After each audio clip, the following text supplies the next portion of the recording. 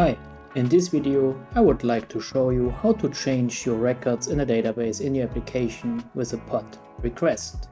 Let's go!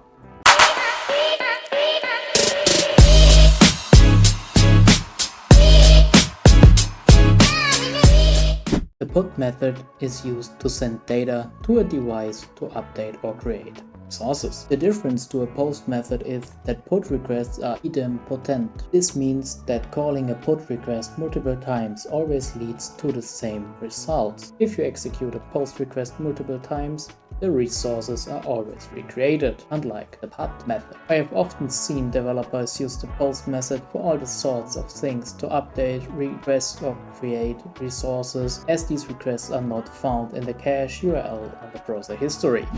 Firstly, we have to create a new method. We call it here update user.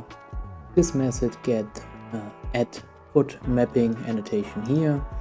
We also give it here a value. The value is /update user /id. In the brackets here, it consumes an application JSON data format and also produce it. As parameter, we use the user.to object here and also an ID, because we wanted to change the user over the ID, or we have to find the user over the ID and then we have to change the identity. And here the parameters are given from here. Yeah, that's it. That's all we have to do. The converter.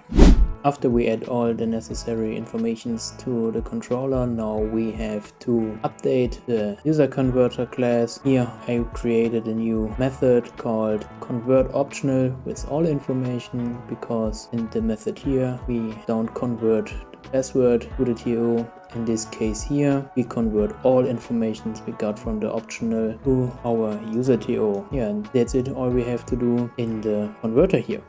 After we created all the necessary things and the controller and the converter class, we have to add the logic to our use case update user function or method here. In the first step, we have to get our entity from the database using the ID. So we call the user CRUD repository find by ID, give the ID into the functionality and the return value into the convert optional with all information. So it converts us the optional into a user TO. After this, we check if search user is not null and also check that parameter from here not equals the parameter we have into our user TO object. After this, we override search user here and then we have to convert it back to our entity. We also set the ID for the entity here. We take the ID we get from parameter, and this is necessary because if I don't do this here, if I wouldn't set the ID here, we just created a new entity in the database, but we wanted to update our entity,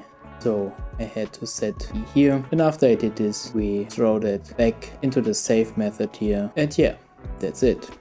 Here, now we have to connect everything together.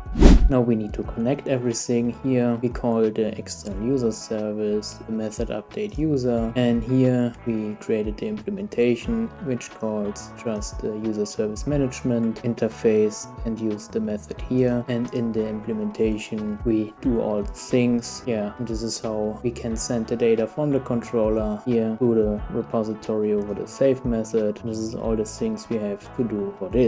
I started the application here, and first we have to check if anything is in the database. I run this command and you can see nothing is in here, so we can first create a user, execute it, and yeah, the response code is 200, which means we successfully created a user in the database where we can see it here. And now I wanted to test if we can update this entity. I and this here with the request body and I give it the ID 1, execute, and now we can see everything worked well. And when I run this statement here again, we can see okay, it changed just the last name here and everything works fine. Yeah, that's it. In the next video I will show you how you can do it with the delete request. Yeah, that's it. See ya.